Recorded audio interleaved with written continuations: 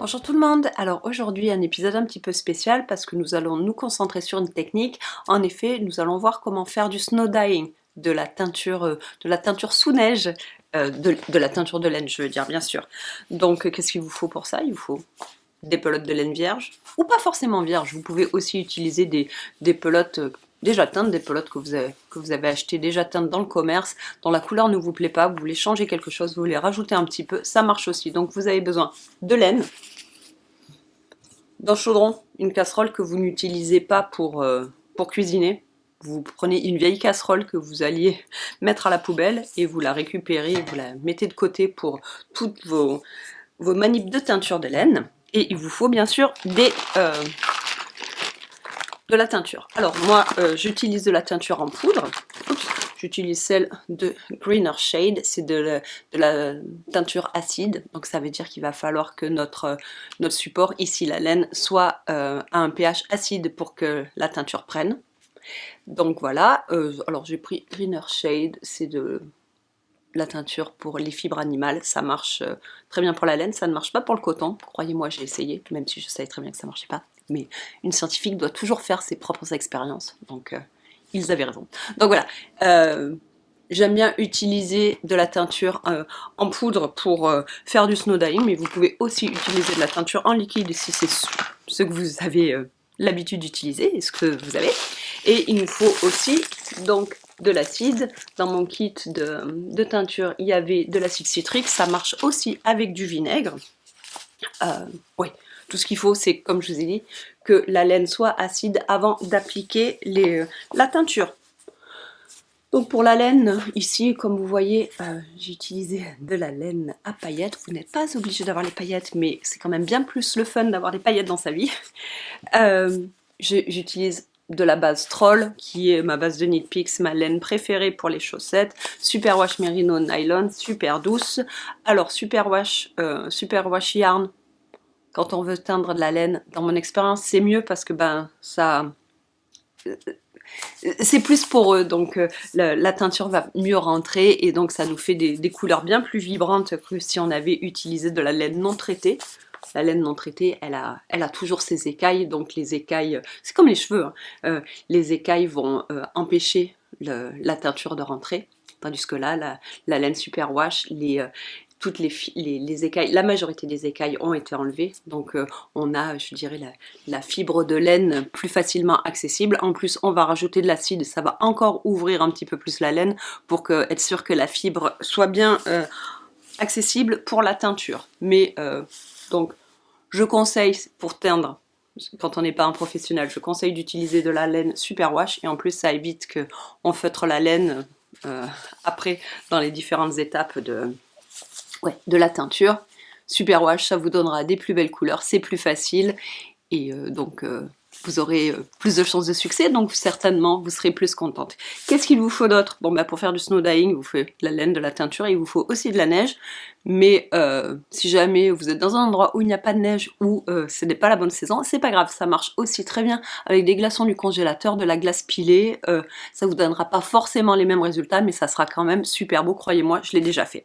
Donc, première étape, nous allons prendre notre laine et l'incuber pendant entre une demi-heure et 3 heures dans une solution d'acide pour, comme je vous ai dit, ouvrir les écailles et préparer la laine. Allez, c'est parti. Alors, première étape, notre laine est en train d'incuber dans un bain d'acide. J'ai pris 1 gallon d'eau du robinet. J'ai rajouté 1 cuillère à soupe d'acide citrique. Si jamais vous faites ça avec du vinaigre, vous pouvez faire 1 gallon d'eau avec 1 cup de vinaigre. J'ai plongé ma laine et je vais la laisser incuber entre une demi-heure et 2 heures. C'est à peu près pareil. Là, ça va durer plutôt une demi-heure parce que j'ai envie de continuer le plus vite possible et je ne suis pas patiente.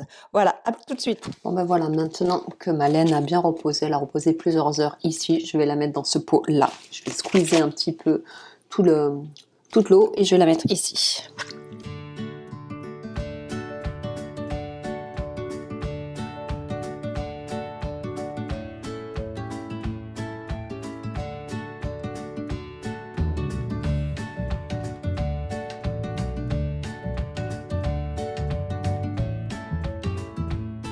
Alors comme je veux faire deux 2 couleurs différentes, je les ai séparées dans ce plat. Et maintenant, on va recouvrir de neige. C'est maintenant que les choses marrantes commencent. Donc finalement, j'ai décidé de les séparer, de les mettre dans 2 plats différents. Donc maintenant, qu'est-ce qu'on fait? On prend les recouvre de neige. Ah, avec des gants, ça irait mieux. On tasse un peu.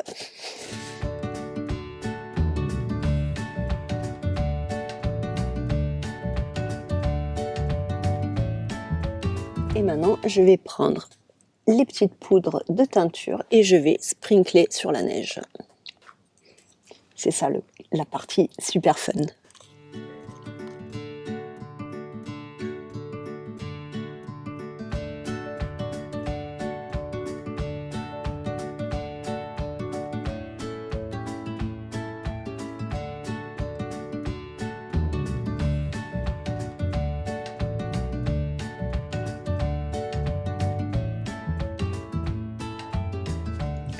Regardez ça comme c'est beau. Voilà, dans mon expérience, il ne faut pas mettre trop de poudre parce que de toute façon, quand la neige va commencer à fondre, ça va s'étaler, ça va tout se mélanger et il vaut mieux en mettre un petit peu moins, quitte à rajouter après, que le contraire. Mais là, je pense qu'il y en a déjà énormément. Voilà. Maintenant, il n'y a plus qu'à attendre que ça fonde et pour voir ce que ça va donner.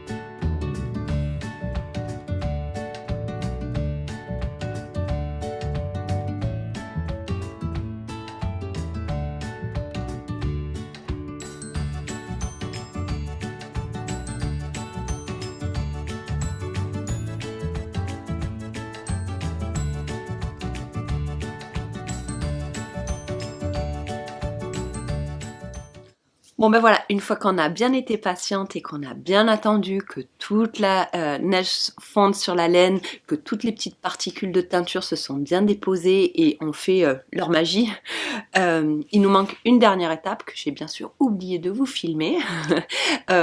Il faut rincer la laine. Alors on rince la laine à l'eau vive sous le robinet, voilà, on rince bien et ensuite il faut fixer la teinture sur la laine une dernière fois. Donc là, on refait un bain d'acide, le même bain qu'on avait fait pour notre étape de pré-trempage, la première étape. Donc un gallon d'eau avec une cuillère à soupe d'acide citrique à peu près, ou une cup de vinaigre blanc.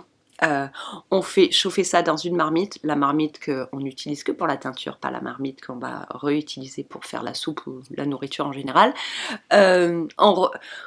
On fait chauffer ça à 80-100 degrés à peu près, c'est pas une science exacte, hein. Quand on commence à avoir des petites bulles d'eau, des petites bulles se former, des frémissements, des petites bulles qui se forment sur le côté de la casserole, on plonge sa laine, on laisse la laine incuber entre 5 et 10 minutes, juste le temps que l'acide puisse bien fixer la teinture sur la laine. Là, normalement, on a notre eau dans la casserole doit être transparente. Si c'est pas le cas, on rajoute un petit peu d'acide jusqu'à ce que toute la teinture se capture bien dans la laine. On arrête, on fait refroidir, on rince une dernière fois, on fait sécher et on obtient ça. Tadam! Voilà, ça c'est mes 2 pelotes, je suis super contente. Je vais vous montrer celle qui était teinte dans les tons de rouge-orange. Et ouais, j'ai mis un petit peu trop de teinture. Ça c'est souvent mon problème, je vais en mettre, j'ai toujours peur qu'il n'y en ait pas assez et au final oui, il y en a toujours, là il y en a eu un petit peu trop. J'ai eu du mal, je dois avouer, à avoir cette Cette teinture, une fois que j'ai bien rincé la pelote, il me restait... ouais, c'était rose, voilà. Il a fallu que je remette un petit peu plus d'acide, mais maintenant il n'y a pas de problème si je rince ça. Ça sera de l'eau claire, toute la teinture a bien été capturée dans la laine. Oui, bon bah comme il y avait un petit peu trop de teinture, bah j'ai toujours plein de nuances, hein, mais j'ai perdu les petits speckles qui auraient dû être faites par par les petits grains de poudre. Il y en avait trop, donc bon bah voilà, ils se sont un petit peu tous agglomérés ensemble et ça fait des teints plus uniformes. Mais regardez, j'espère qu'on peut capturer voilà la complexité quand même de ces tons orange-rouge avec un peu de violet, c'est super beau. Voilà, j'ai hâte de la tricoter. Et celle-ci, oh, celle-ci j'en suis encore plus fière. Oups, voilà. Regardez ça comme c'est beau. Donc là, ouais, vous pouvez voir vert dans les verts et bleu turquoise. Là, on voit plus... on voit à plein d'endroits. Regardez ça, les nuances de vert, c'est dingue, c'est dingue, c'est dingue. Avec les paillettes, ça va être magnifique. Et puis là, on voit plus les petits spots de grains de teinture. Voilà, il y a des endroits plus clairs que d'autres. Ça va être super beau. Je peux vous dire que ça... ça va être ma prochaine paire de chaussettes sur les aiguilles. Ça va être celle-ci. Oh, j'ai hâte. Regardez ça comme c'est beau. Celle-ci aussi, elle est jolie, hein. Mais celle-ci a plus de, de caractère de snow dyeing. Ouais, elle est super belle. Celle-ci aussi, mais celle-ci est plus saturée. Il y a moins de définition. Mais je les aime toutes les deux pareil. Voilà, je n'ai pas le droit de dire que j'en ai une de préférée. C'est pas vrai, c'est mes deux préférées. Voilà, donc j'espère que ça vous a intéressé. J'espère que ça vous a convaincu de vous aussi essayer la teinture sur neige. Si vous n'avez pas de neige, je répète, vous faites ça avec les glaçons du frigo. Ça marche aussi, mais là, quand même, on a un hiver neigeux, donc il faut en profiter. Voilà, et oui, si ça vous intéressait, allez-y, faites-vous aussi l'expérience et vous pouvez me partager les informations, et les résultats surtout, dans les commentaires et pour les photos sur Instagram. Voilà, allez, je vous dis à la prochaine. Ciao!